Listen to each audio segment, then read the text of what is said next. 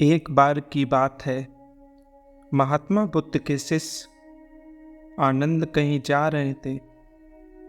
रास्ते में उन्होंने देखा कि एक अधेड़ व्यक्ति एक चट्टान पर बैठा रो रहा है। वे उसके पास गए और बोले, एक बात है बस, तुम कौन हो और क्यों रो रहे हो? आनंद की बात सुनकर उस व्यक्ति की सिसकियां थम गईं।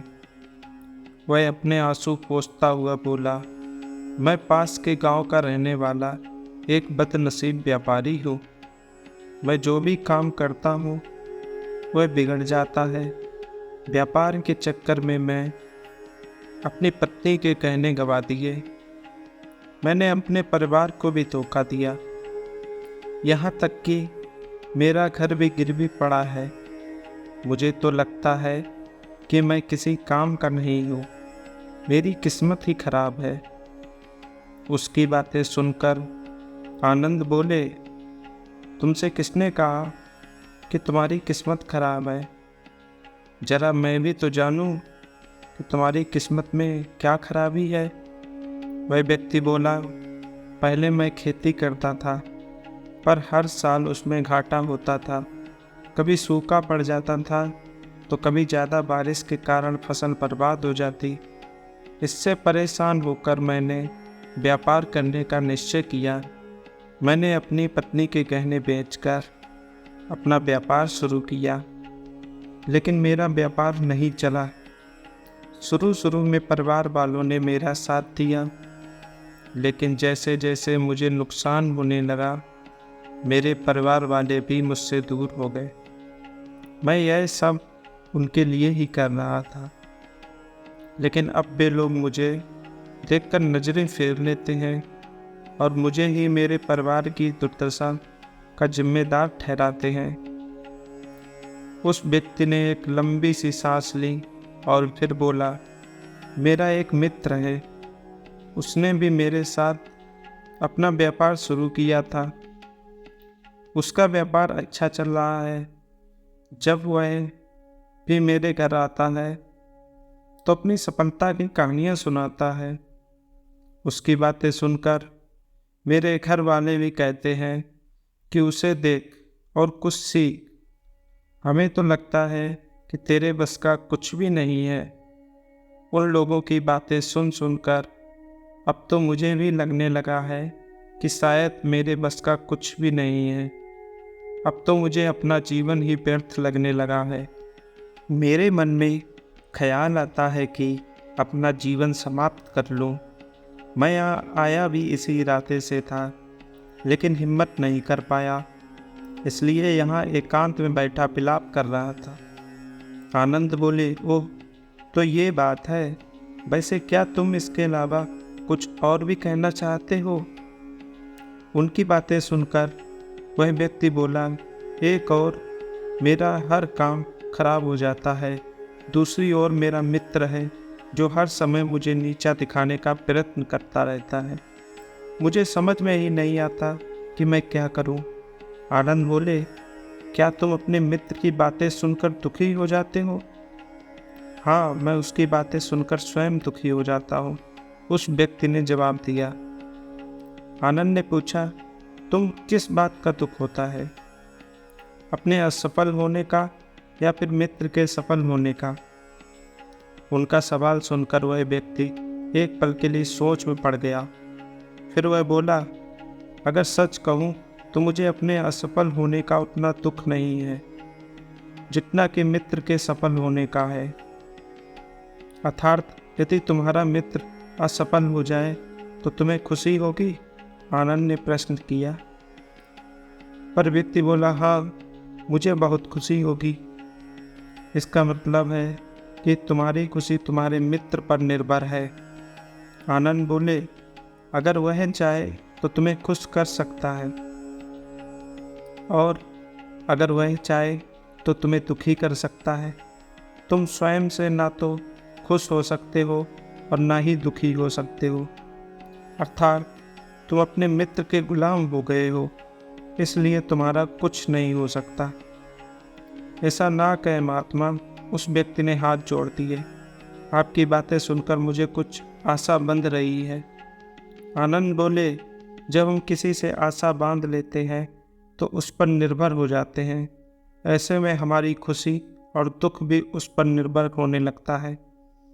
इससे बेहतर है कि तुम अपने आप से आशा बांधो। जब तुम ऐसा करोगे तो साथ ही पूरे जतन से काम करोगे तो तुम्हें सफलता अवश्य प्राप्त होगी। कहते हुए आनंद ने एक पल के लिए उस व्यक्ति की ओर देखा, फिर अपनी बात आगे बढ़ाई।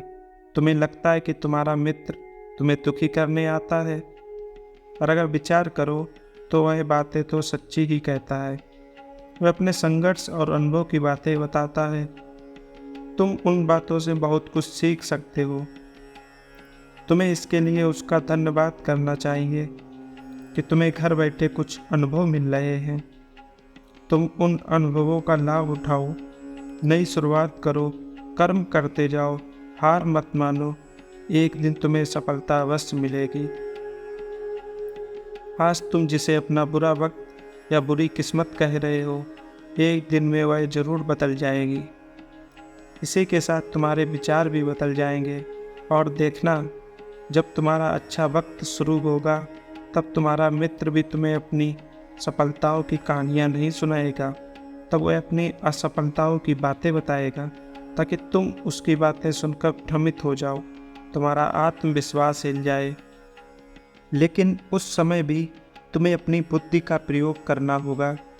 तुम्हारा मित्र जैसे आज तुम्हें दुखी करने आता है, उसी तरह उस समय भी वह तुम्हें दुखी करने आएगा, क्योंकि जिस तरह उसे दुखी देखकर तुम्हें मज़ा आता है, उसी तरह उसे भी तुम्हें दुखी देखने में उतना ही मज़ा आता है। वह व्यक्ति बोला, आपने सही कहा, लेकिन मेरा सबसे बड़ा दुख यह है कि मेरे परिवार के लोग भी इसमें शामिल हैं। वास्तव में मैं तो अपने परिवार के लिए अच्छा करना चाहता था, लेकिन वे लोग भी मेरी बातें नहीं समझ सके। वे भी मुझे गलत कहते हैं और अब तो वे मेरे साथ भी नहीं हैं। आनंद बोले, मैं अब समझ गया, तुम सांत्वना चाहते हो। वास्तव में इस दुनिया में सभी लोग सांत्वना चाहते हैं। हम चाहते हैं कि हम जब भी कुछ करें तो लोग हमारी प्रशंसा करें, लेकिन आम तौर में ऐसा नहीं होता है, इसलिए हम दुखी हो जाते हैं।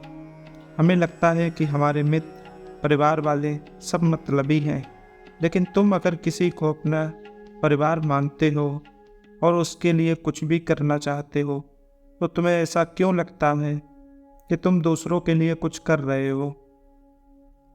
वास्तव में तुम अपनी खुशी के लिए कर रहे हो। इसलिए परिवार के लिए कुछ करना वास्तव में अपने लिए ही करना होता है। लेकिन अगर ऐसा करते समय तुम्हें लगता है कि तुम दूसरों के लिए कर रहे हो, तो तुम दुखी रहोगे। और अगर तुम्हें लगता है कि तुम अपने लिए कर रहे हो, तो तुम खुश रहोगे, क्योंकि जब तुम अपने लिए कुछ अच्छा करते हो या करना चाहते हो, तब तुम्हें सांत्वना की ज़रूरत नहीं पड़ती है। आनंद की बातें सुनकर उस व्यक्ति के चेहरे के भाव बदल गए।